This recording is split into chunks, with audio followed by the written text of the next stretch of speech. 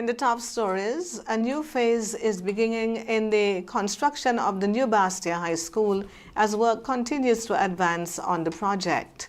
Regionally, Central Bank of the Bahamas is warning individuals and businesses against unauthorized reproduction of banknotes and coins. And on the international scene, Chinese Foreign Minister Wang Yi is visiting South Korea for high-level talks on regional security and developments on the Korean Peninsula. Hello and welcome to the ZIZ Midday Major Newscast. I am Jasmine Thomas.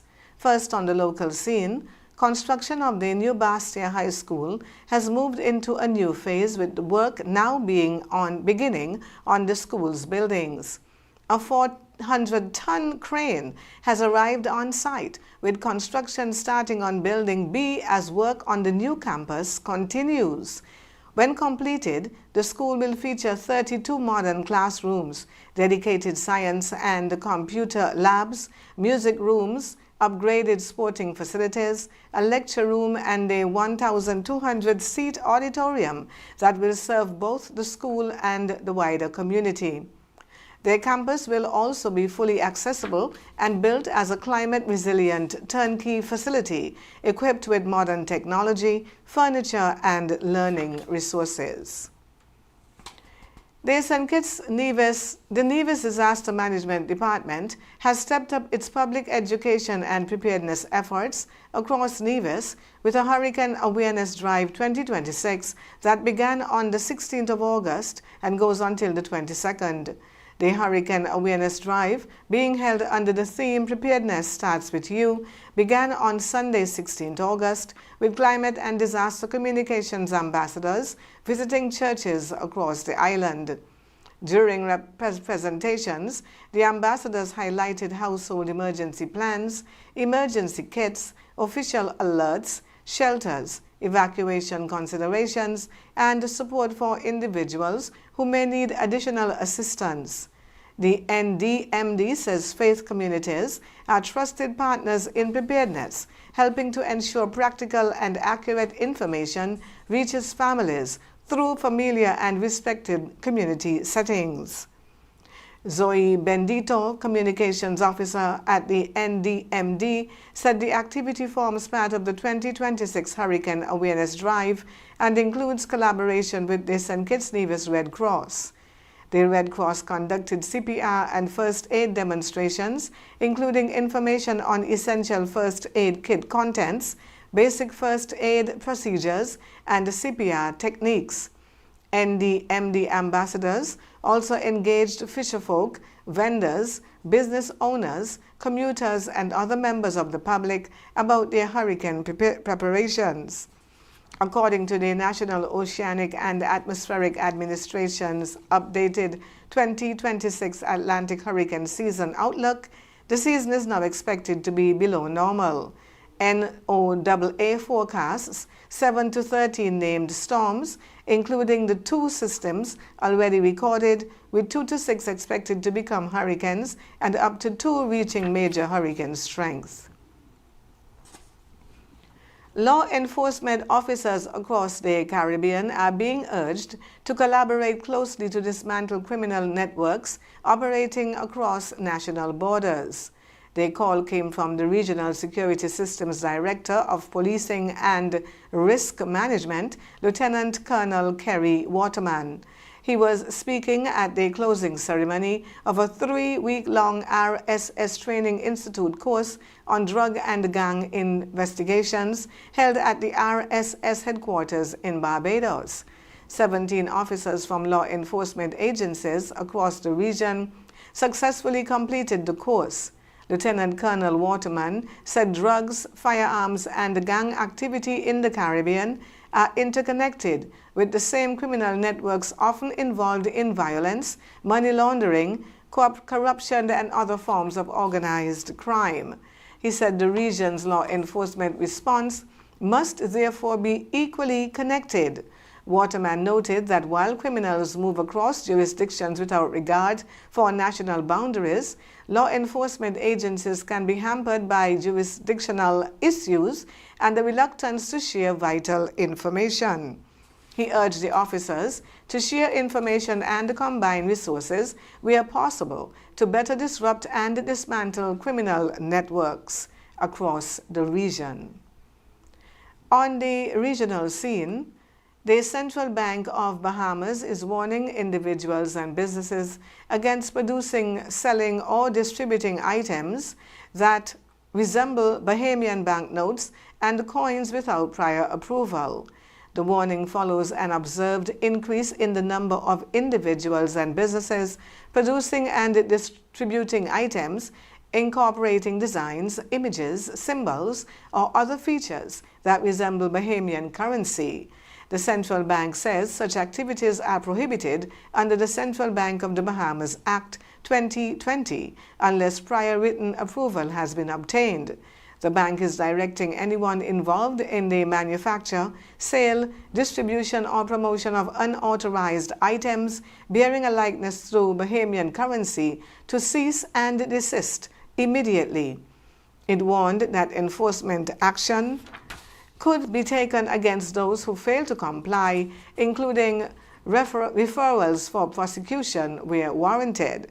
The central bank is also urging individuals and businesses who are unsure whether a proposed design or activity falls within the restrictions to seek written approval before production or sales begin. Inquiries can be directed to the bank's currency department. The Organization of American States and the government of Japan have signed a new cooperation agreement to expand access to identification services in Haiti. The agreement signed on Tuesday at the headquarters of Haiti's National Office of Identification in Port-au-Prince is backed by a $3 million grant from Japan. The funding will support facility rehabilitation, equipment installation, capacity building, and other operational needs. The initiative also aims to ensure continued citizen registration and the production and delivery of national identification cards while reducing a backlog of people awaiting identification. The project will include mobile registration services for remote and vulnerable communities, along with efforts to strengthen coordination between Haiti's National Office of Identification and the Provisional Electoral Council. Funding will also support the procurement of 350,000 blank biometric ID cards, public awareness campaigns, transportation assistance, and improvements to identification and electoral facilities. The new phase builds on an earlier initiative launched in 2023 with an $8 million grant from Japan. The OAS says that funding helped register more than 1.07 million Haitian citizens and deliver more than 1.22 million national identification cards. And Chinese Foreign Minister Wang Yi is in South Korea for high-level talks focused on bilateral relations and security developments on the Korean peninsula. Wang arrived in Seoul today for his first official visit to South Korea in 5 years. He has met with South Korean Foreign Minister Cho Young, with discussions expected to include recent developments surrounding U.S. and South Korean military exercises and the situation on the Korean peninsula. The visit comes as the United States and South Korea have scaled back their annual joint military drills, while U.S. President Donald Trump has expressed a willingness to resume diplomatic engagement with North Korean leader Kim Jong-un. Wang is also scheduled to meet South Korean President Lee Jae-myung and National Security Advisor Ri Song-lak.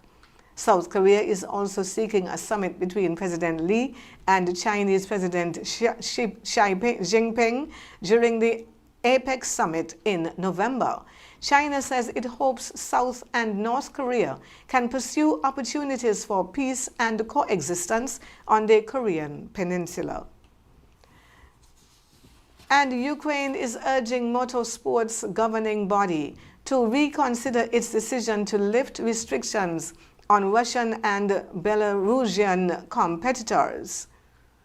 The International Automobile Federation, or FIA, lifted the restrictions last week, allowing drivers, teams, and officials from the two countries to compete using their national flags and anthems.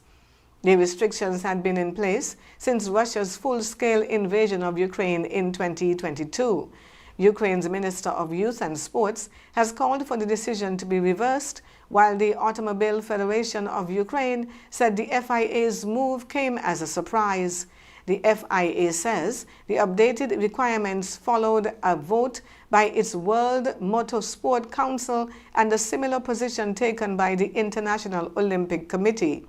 However, the FIA continues to ban the organization of motorsport events and competitions in Russia and Belarus. The organization says it will continue to monitor the situation in Ukraine and reserves the right to update its position. We now take a look at the weather. Partly sunny skies are expected across St. Kitts and Nevis today, with only a slight chance of a brief morning shower. The St. Kitts Met Office says a drier and more stable air mass is settling across the area as a tropical wave continues to move westwards. Today will be partly sunny in general, with a 20% chance of a brief morning shower. Tonight, fair to partly cloudy skies are expected.